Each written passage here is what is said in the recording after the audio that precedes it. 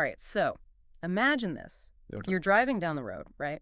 And you've got this, say, brand new electric car. Huh? Maybe it's even like a Tesla or something. Okay. And all of a sudden you see smoke Oh, boy. coming from under the hood, right? Yeah. And before you know it, the whole thing's up in flames. And this isn't, like your typical car fire. This is a whole different beast. Yeah, definitely. And fighting it, well, it takes a whole new approach, Absolutely. which is what we're diving into today. Okay, sounds good. We're going to be looking at two big players in, the world of firefighting foams. Right. We've got the veteran, the one that's been around, Mhm. aqueous film forming foam. The classic. Yeah, AFFF. Everyone knows it. And then we've got this newcomer kind of shaking things up a bit. Interesting. F500 encapsulator agent, Okay. or F500 EC for short. Catchy. So it's a bit of a showdown, like old school versus the new kid on the block. I like it. And as we get into these reports we've got, you'll see why this whole face-off, Yeah. it really has some big implications for the future of, well, fire safety in general. Definitely, with how things are changing, fires are changing, it's definitely a hot topic, no pun intended. Exactly. It's not your grandpa's car fire anymore, that's for sure. Not at all. Nope. So let's kick things off. All right. Round one, we're looking at environmental impact. Okay, important one. And spoiler alert, Yeah. things get interesting here. Okay, I'm intrigued. Because from these reports, Mm-hmm. F500 EC is looking like the clear winner. Really? Biodegradable, fluorine-free. Wow. It almost sounds too good to be true, Yeah, that's quite a contrast to AFF then, which, as we know, Yeah. carries that baggage, right? The PFAS. Yeah, the PFAS chemicals. Not good. Not good at all, no. So for folks who might not know, we're talking about per and polyfluoralkyl substances. Right. And these are a big deal because they linger. They linger. They don't break down, not really. Oh, wow. We're talking decades of contamination. Decades. Decades in groundwater, even in our food supply. I mean, that's a long time. It is. And we're not even, talking hypotheticals here. No. One of the reports actually details this case in New Mexico, Oh, right, I read about that. where a farmer, he had to, get rid of, what was it, gallons of milk. Yeah, it was awful. Because AAFF contamination from a nearby airbase, of all things, Leached into the water table, yeah.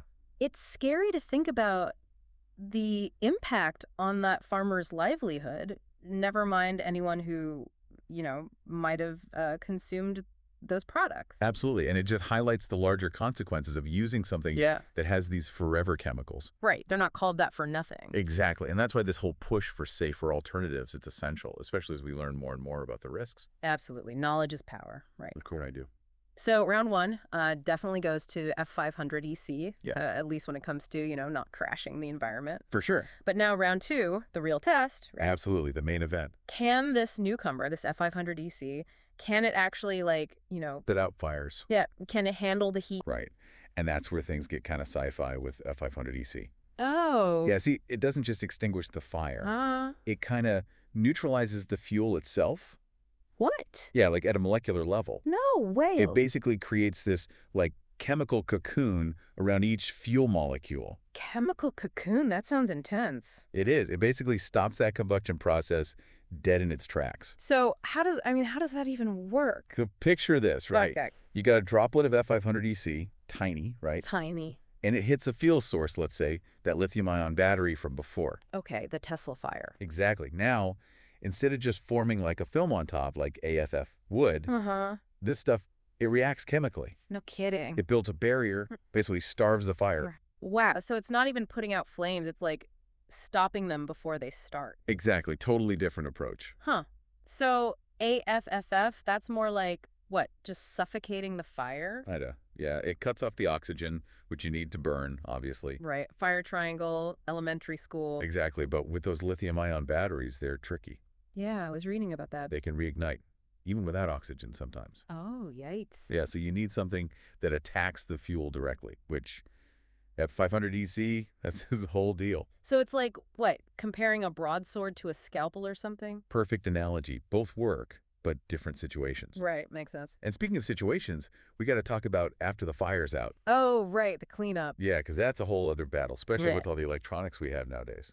Yeah, true. Can't imagine that's cheap. Not at all. And you know that AFFF, it can leave some nasty residue. Uh-oh. Yeah, corrosive stuff, especially bad for electronics.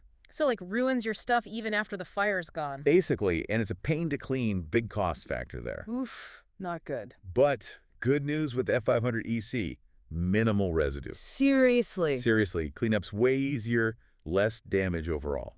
Okay, so it's good for the planet, fights those tough fires, and it's easier to clean up. That's the idea, yeah. Well, what's the catch? There's got to be a catch. Well, it's not all sunshine and rainbows. Right. AFF's been top dog for a reason. It's reliable, it's cheap. And most fire departments, they already use it, right? Exactly. A 500 EC, that needs new gear, new training. Yeah, that's going to cost something. It will. Takes time to change over a whole system.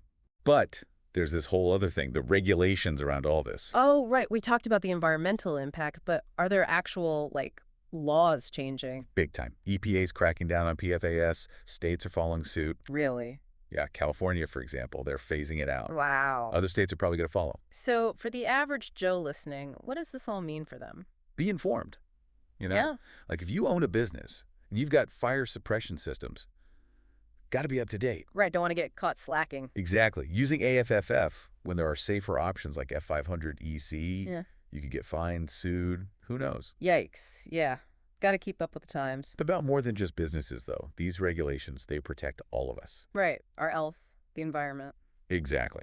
So next time you see a fire truck, don't just think about the sirens. Think about what's in those hoses. Exactly. Think about what those firefighters are dealing with, the choices they got to make. It's about being informed and asking for better solutions. Couldn't have said it better myself. So I guess the big question is this it for AFFF? Like, are we going to see fire stations ditching it completely for this F500 EC? It's definitely possible, especially as, the technology keeps getting better and those regulations, they're only going to get stricter. Right, but there's always that, like, we've always done it this way mentality. Yeah. Plus the cost, new equipment, training, that's got to be a hurdle for fire departments. Definitely a factor, no doubt. But what I think is cool is this isn't just about, swapping one thing for another. Right. It's like a whole shift in how we think about fire safety. Absolutely. It's moving from just reacting to a fire to, preventing it in the first place. So less about putting out fires, more about what's stopping them from even happening. Exactly. And that involves everything from the materials we use to building codes to these new firefighting foams like F500 EC. So it's like thinking about the whole picture, right? Not just the immediate problem. Exactly. It's a whole different mindset. And that's something we can all learn from, right? It's not just about fire safety. Not at all. It's about, like, the choices we make and how they affect, well, everything. Absolutely. And I think this deep dive, it's really highlighted that it's bigger than just these two foams. It's about the impact of what we do. Exactly. And looking for solutions that work for us and for the planet. So next time you see a fire truck, lights, sirens, the whole deal, think about those firefighters. They're dealing with all this, the new challenges, the regulations. And the innovations like this F500 EC that are coming out. It reminds you that things change, even in, traditional fields like firefighting. For sure. And by staying informed, asking questions, well, we can all be part of that change. Couldn't agree more. Well said, well said. And on that note, we'll leave you with this thought. Okay, shoot. If something as, seemingly basic as firefighting foam can cause such a big shift in how we think about safety, about the environment, what other possibilities are out there, what else can we change? That's something to think about, right? Definitely something to chew on. This has been your deep dive into the world of F500 EC and AFFF. Thanks for listening, and until next time, stay curious.